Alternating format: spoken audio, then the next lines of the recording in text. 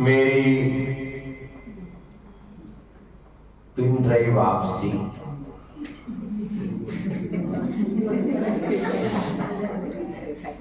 जबलपुर का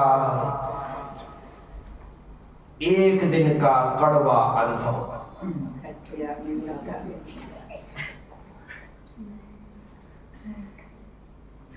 जो शेर बड़े दम के साथ गया था, एक दिन में ढेर होके आ गया। अपना वहां पर रंच मात्र भी मन नहीं। पिंडरई में तो एक दिन में ही पूरे गांव में मेरे जाने की खबर आग की तरह फैलती थी। सबको एक ही बात पता था कि विवेक गया, गुड्डू गया, विवेक गया, गुड्डू गया, दीदी के साथ चला गया, अब तुम्हारा जीवन देगा। और मैं दूसरे दिन ही लौट के गया, आकर के अपनी पूरी राम कहानी बड्डी दीदी को सुनाई कि क्या हुआ, कैसा हुआ और मैं क्यों आया। वही सारी बातें जो कल मैंने आपको सुनाई थी। शाम के खाने से लेकर के रात के सोने तक, सुबह के आम तोड़ने से लेकर भूखे रहने तक, और फिर मामा जी के आने के साथ ही पिंडरई आने तक की सारी कहानी। तब आने का कोई बात नहीं, ऐसा तो था नहीं कि मैं ब्रह्मचारी बन के गया था। मेरे स्नेह दीदी के स्नेह में पीछे पीछे चला गया, वापस दूसरे दिन से स्कूल चालू थे और मैं स्कूल गया। स्कूल में सारे के सारे लोग मुझे ऐसे देख रहे थे जैसे मैं चिड़ियाघर से आया हूं। वही विवेक, वही उनका यार, वही उनका दोस्त और वही मेरे शिक्षक। लेकिन एक दिन में सबको पता यही लग गया कि विवेक, और सब लोग बड़े उससे देख रहे हैं कि अरे अरे। प्रार्थना हुई, सब अपनी अपनी कक्षा में चले गए। मैं भी अपनी कक्षा में पहुंच गया, 7वीं पढ़ने लगा था। हमारे द्वारकाधीश प्रसाद सर आए, क्लास टीचर थे। पढ़ाई लिखाई तो गई चूल्हे में। मैं उस दिन टारगेट हम। सर ने अपना लंबा चौड़ा प्रवचन चालू कर दिया। अभी तुम छोटे हो, अभी पढ़ाई के दिन है, अभी तुम्हें और पढ़ना चाहिए, अभी जल्दी क्या है, अभी आता ही क्या है, साधु बनना है तो बाद में बन जाना, इतनी जल्दी क्या है। और तुमको पता है कि तुम्हारे जैन साधु कैसे होते हैं, कितनी कठिन तपस्या करते हैं। यानी कि उन्होंने सारे जैन साधु की पूरी चर्या बता दी कि पैदल चलते हैं, केश क्रंच करते हैं, एक बार खाते हैं, ऐसा करते हैं, वैसा करते हैं, दुनिया की सारी। क्योंकि आचार्य सिंह आगे गए थे, चेतन सागर, नियम सागर आगे गए थे, दीदियां आने लगी थी, तो गांव के अन्य लोगों को पता लगने लगा था कि भाई जैन साधु कैसे रहते, तो उनको भी पता चल गया। इसी कारण से उन्होंने पूरा का पूरा प्रवचन सुना। हर प्रकार से समझाने की कोशिश में बस सुनता रहा कि सर आपका काम कहने का है, मुझे जो करना है वो करना है। क्योंकि मेरा मन अभी बदला नहीं था। बस जबलपुर में अच्छा नहीं लगा, दीदियों के बीच रास नहीं आया, इस कारण से मैं वापिस आ गया। लेकिन मन में भाव तो यही है कि अपन महाराज बने। ऐसा करते हुए सर ने मुझे समझा दिया, बता दिया, सिखा दिया। मैं कुछ नहीं बोला, पढ़ाई हो गई। छुट्टी पर सारे यार दोस्त पीछे पड़ गए। क्या हो गया तुझे, क्यों जा रहा है, ऐसा वैसा सब चालू हो गए एक लाइन से। उस समय मैं अपने आप को अलग ही फील कर रहा हूं। होता ही होता है, सारे के सारे लोग घेर करके एक ही टारगेट, होता नहीं होता, एक ही व्यक्ति टारगेट आ रहे कि जो मिले, जो बात करे, जिस दुकान में जाके खड़े हो जाओ तो सामान बाद में दे, उपदेश पहले दे। मामा के यहाँ गए तो मामा ने सुनाना चालू कर दिया, सट्टू की दुकान में गए तो सट्टू ने सुनाना चालू कर, जहां जाते वहां पर लोग बोलना चालू कर दो। बड़ी बुरी स्थिति में कुछ भी किसी को जवाब, क्योंकि गए तो थे, लोग समझ रहे हैं कि लौट के बुद्धू घर को आए कि आ गया वापिस, फिर भी लोग अभी तक समझाने के ठीक है। एक दिन, 2 दिन, 3 दिन, 4 दिन, 5 दिन स्कूल जाते हुए निकल गए कि यहाँ पर मध्य प्रदेश के मुख्यमंत्री अर्जुन सिंह ने घोषणा कर दी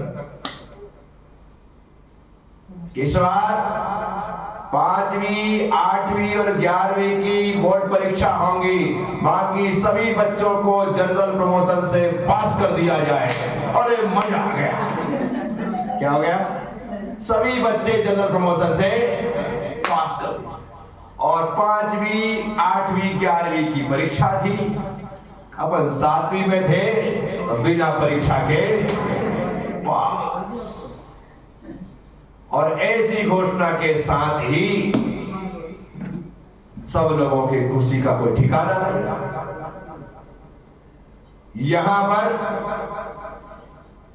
शनिवार को भैया छिंदवाड़ा से आए, क्योंकि छिंदवाड़ा में नौकरी थी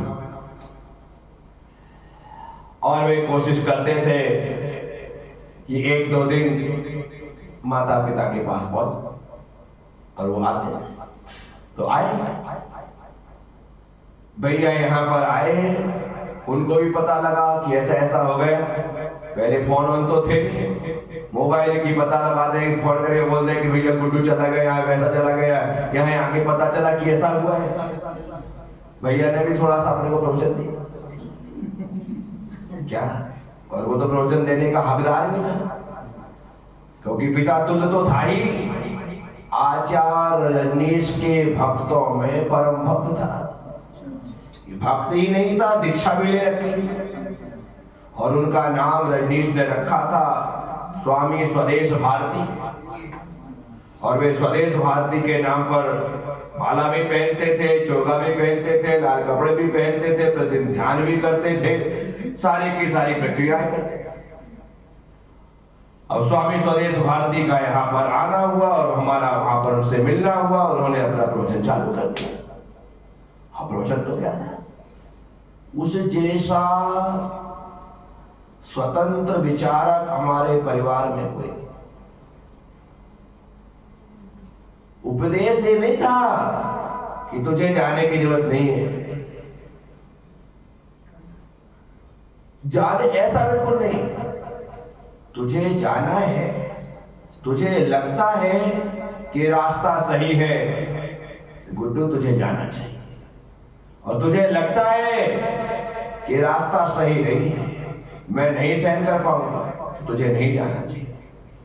आपको आश्चर्य होगा,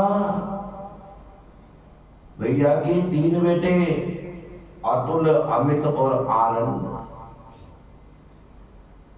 उन तीनों को खुली छूट दी थी कि तुमको मैंने जन्म दिया है, बस इतना ही मैंने काम किया है, इसके ज्यादा मेरा कोई काम नहीं है कि मैंने तुम्हें खड़ा किया, बड़ा किया, पढ़ाया लिखाया, कुछ नहीं किया मैंने, सिर्फ मैंने तुम्हें जन्म दिया। और इसी कारण से तुम हर प्रकार से स्वतंत्र हो। तुम्हें जिस धर्म की आराधना करना है, जिस धर्म को स्वीकार करना है, तुम्हें समझ में आए धर्म को स्वीकार कर लेना। तुम्हें जिस शादी करना है तो शादी करना, तुम्हें शादी नहीं करना है, ऐसी जिंदगी जीना है तो ऐसे ही जीना। मैं तुम्हारे ऊपर ना धर्म थोपूंगा और ना परिवार। इतने खुले विचार हो, तुम्हें जो कुछ करना कर, मेरा अविदायित्व, तुम समझदार हो चुके हो और मैं तुम्हारे ऊपर किसी भी प्रकार का कोई भार नहीं देना चाहता। तो उन्होंने मुझसे कहा साफ शब्दों, जब मैं इस रास्ते पर आ गया तो भैया के पत्र मेरे पास आए, अभी भी एक दो पत्र मेरे पास रखे हैं, बाकी कहीं कौन सी फाइल कहाँ पर है मुझे पता नहीं, पर एक दो तो मेरे पास रखे हैं तपोभूमि में, अभी पिछले साल ही मैंने पढ़ा इतने अच्छे तरीके से कि यदि प्रज्ञा सागर हो तो मेरा प्रणाम, और गुड्डू हो तो मेरा प्यार। ये बराबर तरीके से प्रज्ञा सागर हो तो मेरा प्रणाम और गुड्डू हो तो मेरा प्यार। और उसके बाद उन्होंने ऐसा पत्र लिखा कि पत्र लिखने के बाद लगे यार कि वाकई में कोई चीज, कोई संबोधन आत्मा का जो बात उन्होंने कही। जब मैं पहली बार पिंडी गया था तब वो जीवित थे और उस समय आते थे दूरी। बोले लोग मुझसे कहते सुरेश तुम जाए करो, तुम्हारा छोटा भाई महाराज बन गया है। बोले लोग कहते इसके मुझे आना है, मैं नहीं आऊंगा तो लोगों को बड़ा बुरा लगेगा, तो लोगों की भावनाओं का सम्मान रखने के लिए मैं यहां पर आता हूं। लोग मुझसे कहते कि तुम्हारा छोटा भाई आया है साधु बन करके, तुम्हें आहार के लिए धोती दुपट्टा पहनकर उनका पड़गाहन करना चाहिए, और तुम खड़े हो गए तो पहले दिन तुम्हारे घर में आ जाएगा।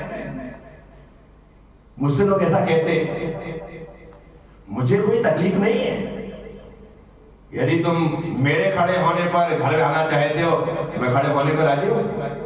ये उनके स्वतंत्र विचार थे। बराबर तरीके से मैं उस टाइम पर भी 15-20 दिन पिंडे में रहा, रोज आना, सब कुछ करना, आहार भी उन्होंने एक बार धोती दुपट्टा पहन करके प्रदान करे, सब कुछ किया। कहने का मतलब ये है कि उन्होंने जब मुझे उपदेश दिया तो सही दिया कि रास्ता तुम्हारा है, इसमें कोई अवरोध नहीं कर सकता, कोई बाधा नहीं डाल सकता, तुम स्वतंत्र हो और स्वतंत्रता ही तुम्हारा धर्म है। भैया ने उपदेश दिया, बस मुझे तो एक लग गया कि भाई कोई व्यक्ति तो है जो अपना शुद्ध रीति से खुले मन से सपोर्टर है। और भैया ने बात आई नहीं हो गई। यहां पर हम जनरल प्रमोशन में पास हो ही चुके थे, अब स्कूल खुल रहे थे लेकिन जाने का कोई मतलब ही नहीं था। भैया सोमवार को 11 बजे की ट्रेन थी, उससे छिंदवाड़ा जाते थे। हाँ थे ना, अरे तो हमारे मुनि बनने के बाद डेथ हुई उनकी।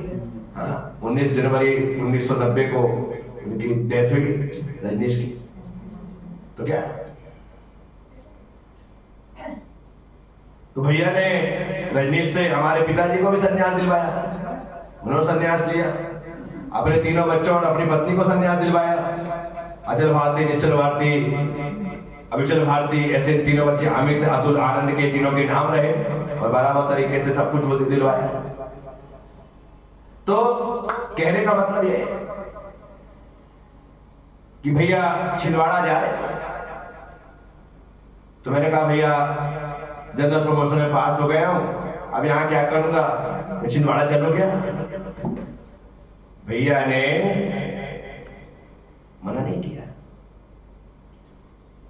मना ये सोच के नहीं आ रहा है कि वहां पर रहेगा तो इसका मन परिवर्तित हो जाएगा, बढ़िया रहेगा, चलो दूर हो जाएगा। नहीं नहीं नहीं, चल यदि कोई यहाँ पर किसी प्रकार से कोई काम नहीं है तो भैया ले जाने के लिए तैयार। मैं भैया के साथ सोमवार को छिंदवाड़ा जाने के लिए अपना 2 जोड़ी कपड़े बैग में लेकर के चला। अभी मेरे पास 54 रुपए हैं स्कूल के। इतने दिन से स्कूल, क्योंकि स्कूल खुल रहे थे, सर भी नहीं मांग रहे थे, मैं रोज स्कूल जा रहा था।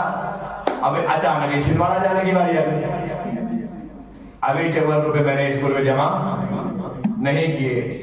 अब मैंने जाते जाते अपनी अलमारी से 54 रुपए निकाले, बैग छिंदवाड़ा जाने के लिए, और हाथ में 54 रुपए बराबर पूरे लेकर के चला। 11 बजे की ट्रेन थी और 11 बजे का स्कूल था। 11 से स्कूल चालू हुआ, 11 बजे का स्कूल और 11 बजे की ट्रेन।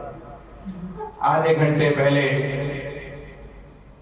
निकल करके जब मैं बाजार के चौराहे पर पहुंचा तो वहां पर मेरे क्लास में पढ़ने वाला मेरा ही साथी हेमंत करके लड़का मिला। मेरे पास इतना टाइम नहीं था कि मैं स्कूल जाता, वहां पर जमा करवाता, गिनवाता, सब कुछ करवाता। मैंने हेमंत के हाथ में 54 रुपए दिए। अभी मैं गया, हेमंत के बारे में पूछा तो उसके बेचारे की डेथ हो गई, वो नहीं था। 2-3-4 दोस्त ऐसे हैं, संतोष भी चला गया, हेमंत भी चला गया, बीमारियां आई, कुछ भी आएगा, चले गए। तो हेमंत को मैंने 54 रुपए दिए और हेमंत से कहा कि मेरे भाई एक बार से गिन ले, फोकट में मेरे कारण तेरे ऊपर 1-2 रुपए आ जाए, वो नहीं होना चाहिए। उसने 54 रुपए बराबर गिन लिए।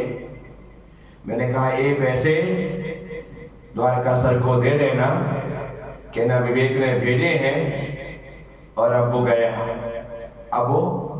गया, अब लौट करके आएगा ये कह नहीं सकते हैं। अब मैं हकीकत में साधु बनने जा रहा हूं, ऐसा बोल करके मैंने 54 रुपए दिए और स्टेशन के लिए रवाना।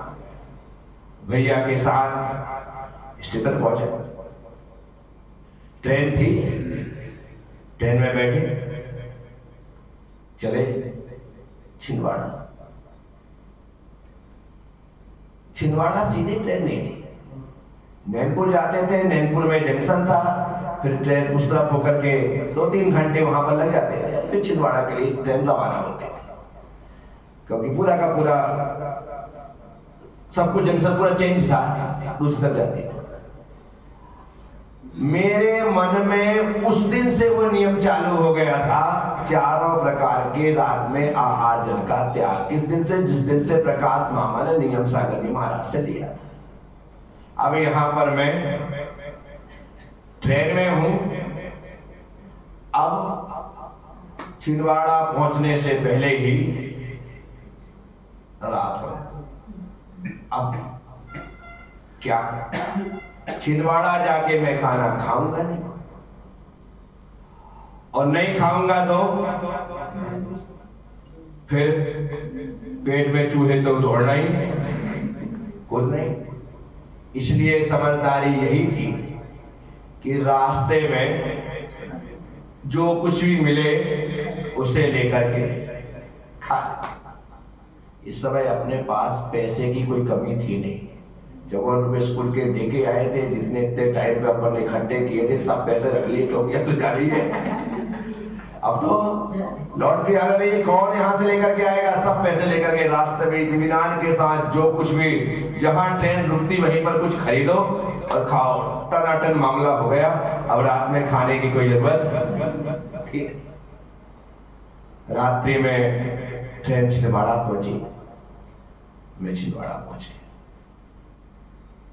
अब छिंदवाड़ा पहुंच गया, यहां पता चला कि मुनि श्री पुष्पदंत सागर जी महाराज अपने बाल यति संग के साथ विराजमान है।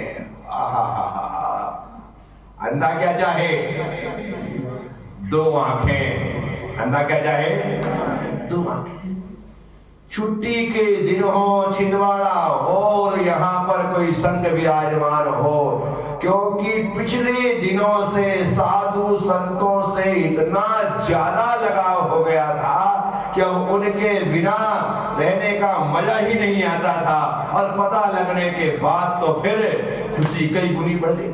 और सबसे बड़ी बात तो यह है कि भैया का घर जहां था वहां से मंदिर मुश्किल से 2 मिनट दौड़ कर, क्यों दौड़ करके चले।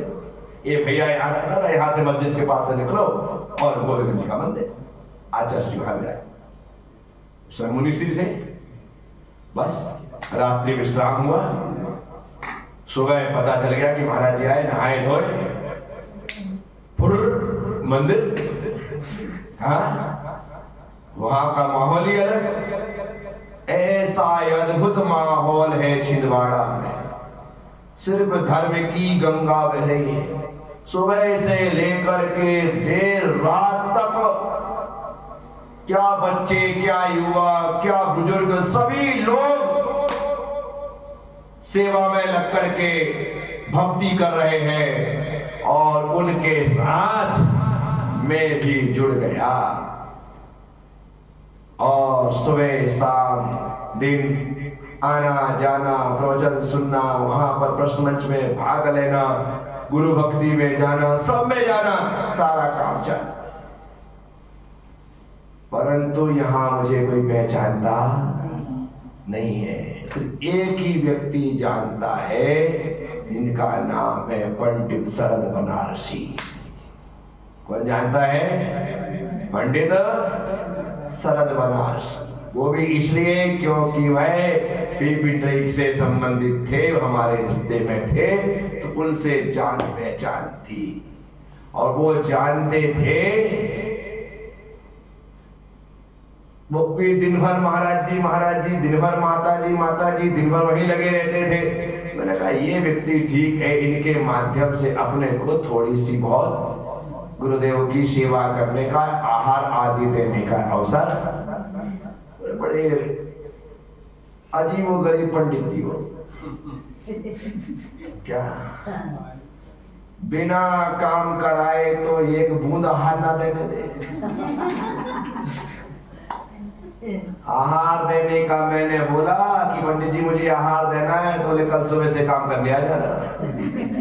बाप रे बाप, भले तू झाड़ू लगा, भले तू पोछा लगा, भले तू बर्तन जमा, भले तू पाटे जमा, कुछ भी कर, काम किए बिना मैं आहार देने नहीं देता। काम करने के बाद ही तू शुद्धि बोलने की योग्यता रखता है, ऐसा उनका काम था। बस अब मैं यहाँ पर गुरु भक्ति के रंग में रंग चुका हूँ।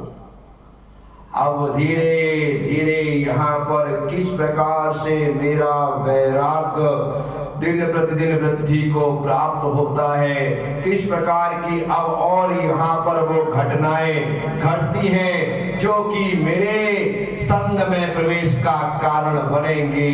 बस अब देखना है कि गुड्डू के भीतर क्या चमत्कार होता है, गुरुदेव किस प्रकार से उसे स्वीकार करते हैं। आगे की चर्चा कल करेंगे। ओम नमः।